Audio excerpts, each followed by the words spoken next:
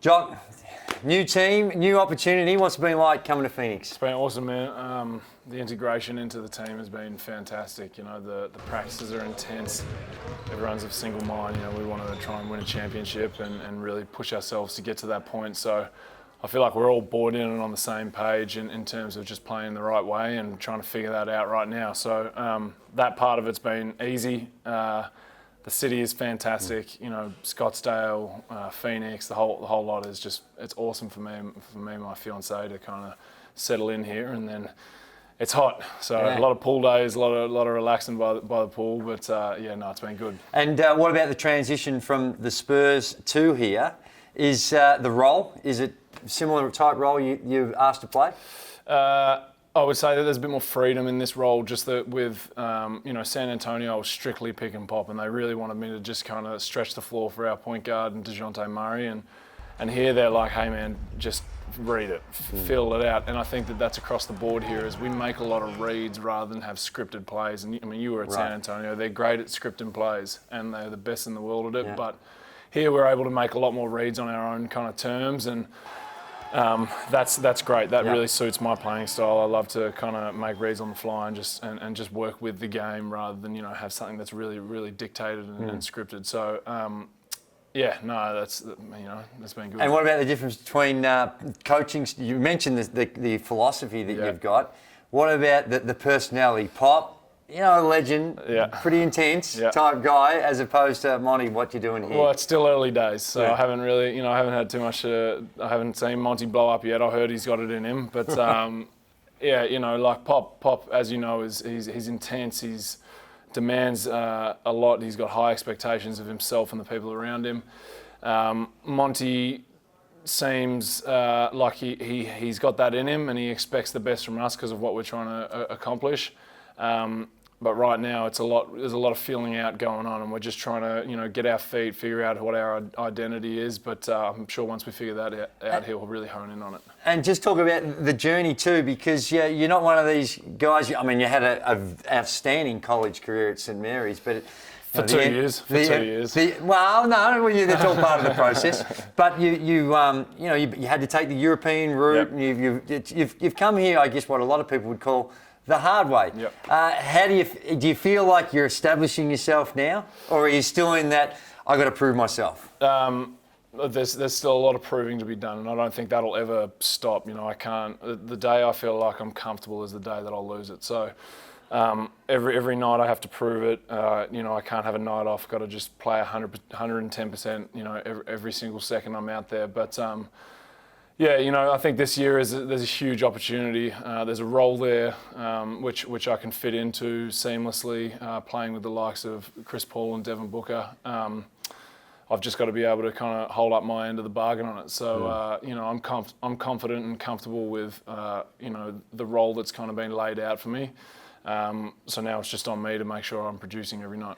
And what about the Adelaide 36ers have come over here? First time ever an NBL team has beaten an NBA team. Now, you're on the wrong side of the jersey Bittersweet. But is there something in you that there's a little bit of pride because that NBL was a very significant part of your journey to get here? You know what, I was reflecting on that a second ago, and it just says a lot about the NBL and as a whole.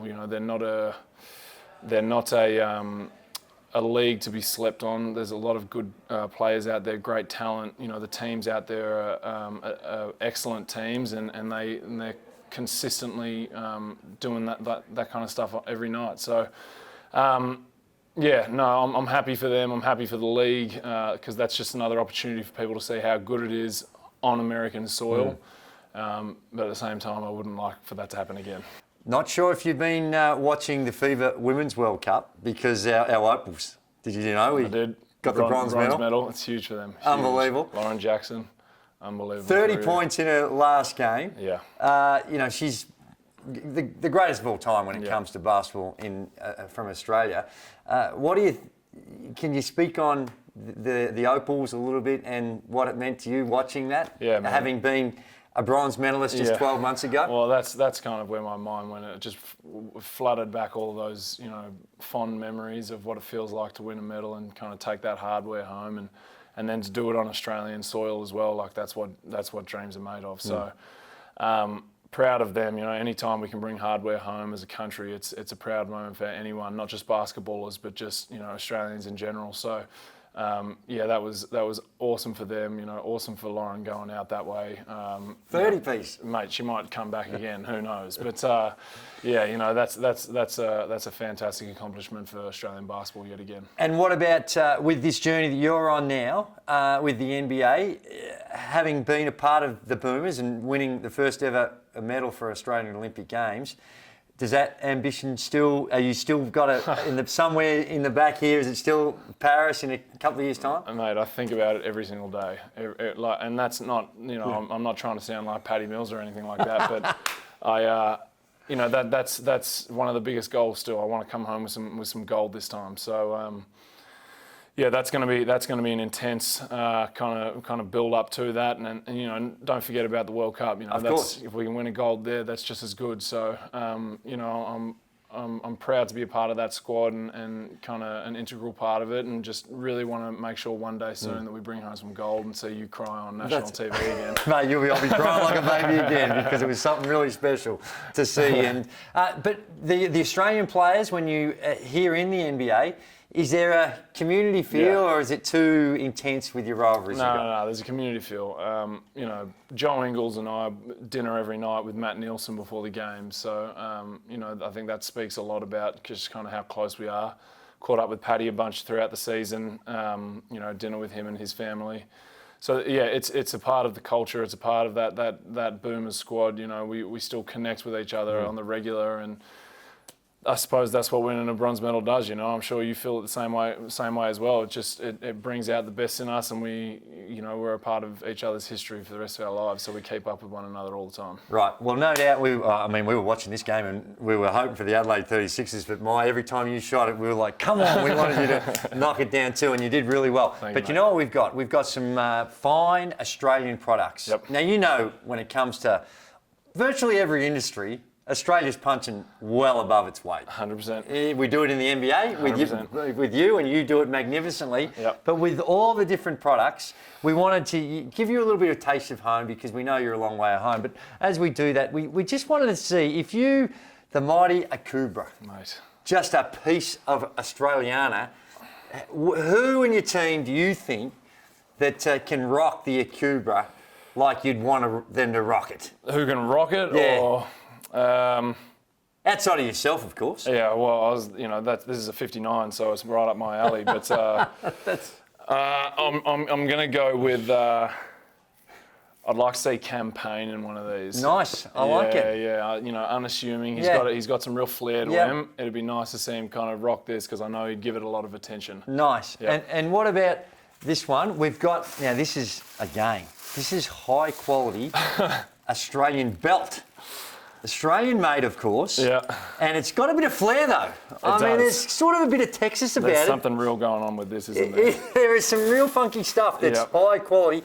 Who could rock that? Well, I know Book likes to wear a lot of pants. Right. Jeans, whatever he can. So the belt, I'm sure that would go nicely with all of those pants he's fashioning at the minute. And, he's got good style. So this could be a nice compliment to that. Or it could shatter the whole look entirely. Well, now this is where it gets really sort of into the personal stuff. You've got the beautiful, again, leather toiletry bag. This has Dwayne Washington Jr. written all over it. Right. He just walked into the locker room the other day with all of his toiletries that his missus had put together in like a little plastic container. So this is right up his alley. He needs one of these instead of having that plastic. He's sort of into the manscaping type. 100%. Loves himself. Love it. Now, well, manscaping. You need something to go in there, and we'll just give it to him as well. Well, this is the Australian made. We've got the gels, the cleansing gels, all the stuff that smells really nice. So, see how he goes when he's rocking that. And this could also be Ish Wainwright. Right. Loves, he's doing the photo shoots these days. He's really coming into his own in terms of, loving himself. So that's probably what he needs as well, just to further his career. Is he a bit of look at me type style? Well, he's doing photo shoots. I just see photo shoots all the time at the minute. So, Yeah, I guess. Now, here's the one that really tests. I can honestly say I don't know of any American that I've introduced Vegemite to that they've actually embraced it. No. I don't know one. So I've got about 17 little ones like this sitting at home that I'm about to pop in everyone's locker room just to see them only have one scoop of it ever and just sit in the cupboard the rest of their life. But, again, Mikal Bridges, I said this just recently, I'd love to just see the pain flash across his face as he takes a bite of this.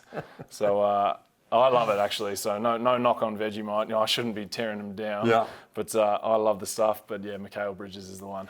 Well, there's a little bit of an Australiana there because, no one does it better than us down under do. It's a long way away. Yeah. We've just got to educate everyone how great we are. And we're certainly doing that in the NBA, and you are leading the charge, my friend. Thank you, mate. Great to see you. Good luck for the season. Appreciate it, guys. And go Suns. Yes, sir. Thank you.